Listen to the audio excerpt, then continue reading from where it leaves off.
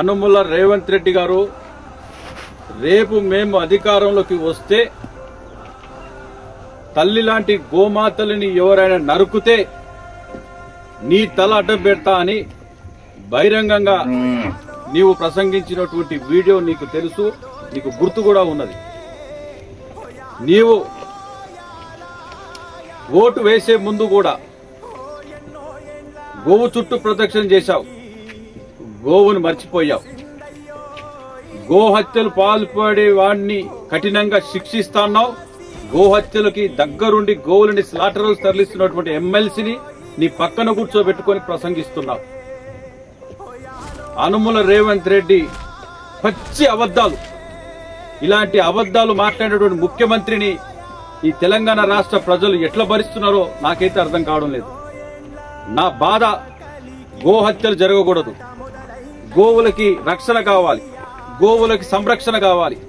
ప్రభుత్వాలు చేయాల్సిన పనులు ప్రభుత్వంలో ఉన్నటువంటి ఈ రాష్ట్ర ముఖ్యమంత్రి ఇంత పచ్చి అబద్దాలు మాట్లాడుతుంటే 2 సంవత్సరాలు కావస్తున్నది మీరు అధికారంలోకి వచ్చి.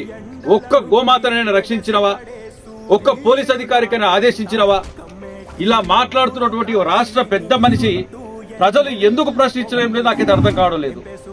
భారతీయ జనతా పార్టీలో ఉన్నటువంటి పెద్ద మనుషులు 2 కేంద్ర మంత్రులు ఉన్నారు. ఈ ముఖ్యమంత్రి గోవుల కోసం మాట్లాడినటువంటి స్టేట్మెంట్ మీకు కూడా తెలుసు. మరి ఎందుకు మీరు కూడా ప్రశ్నిస్తలేరు?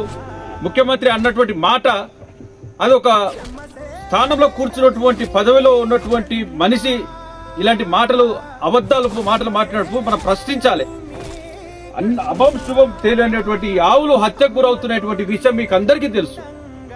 ఎక్కడ బీఫ్ షాప్ చూసినా కూడా మన తల్లి గోమాత కొండికేలాడుతున్నది. ఎందుకు మీరు నోరు విప్పడం లేదు నాకైతే అర్థం కావట్లేదు. ఒక ఎమ్మెల్సీ బహిరంగంగా రోడ్డు మీదకి వచ్చి గోవులని అక్రమంగా కవిలలు తరలిస్తుంటే బండి సంజయ్ గారు, కిషన్ రెడ్డి గారు మీరు రోడ్డు మీదకి వచ్చి ఎందుకు ఈ గోవులను రక్షించడం కోసం మీరు రావడం లేదు? కేంద్రంలో మీరు అతి పెద్ద పదవి తీసుకున్నారు, హోంమంత్రి, సహాయ మంత్రి. మరి వాడిని 2 నిమిషాల లోపటేసేటువంటి పవర్ మీ చేతిలో ఉన్నది.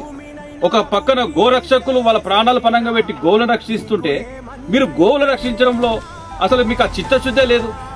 ఈసారి బక్రీద్కి ఎమ్మెల్సీ బయట తిరిగితే ఖచ్చితంగా బండి సంజయ్, అదే విధంగా కిషన్ రెడ్డి మీరు ఆ ఎమ్మెల్సీని తీసుకొచ్చి లోపడేయకపోతే మీ కార్యకర్తలు మీకు బుద్ధి చెప్పేటువంటి సమయం కూడా దగ్గరలో ఉన్నది. రేవంత్ రెడ్డి గారు కూడా ఇంత పచ్చబద్దాలు మాట్లాడాడు. రేపు మేము అధికారంలోకి వస్తే గోవులు రక్షిస్తామని చెప్పేసి, శిక్షిస్తామని చెప్పేసి తల అడ్డం పెడతాడు. ఈయన కూడా ఖచ్చితంగా శిక్ష అనుభవించాల్సిందే. గోశాపానికి మీరందరూ కూడా గురవుతారు. కర్మ సిద్ధాంతం జవాబు చెప్పి తీరాల్సిందే. ఖచ్చితంగా మీరు చేస్తున్న తప్పులు తెలంగాణ రాష్ట్ర ప్రజలు చూసి చూడట్టుగా ఉంటే మీ అందరికి కూడా గోశాపం తగిలిస్తారు. జై గోమాత.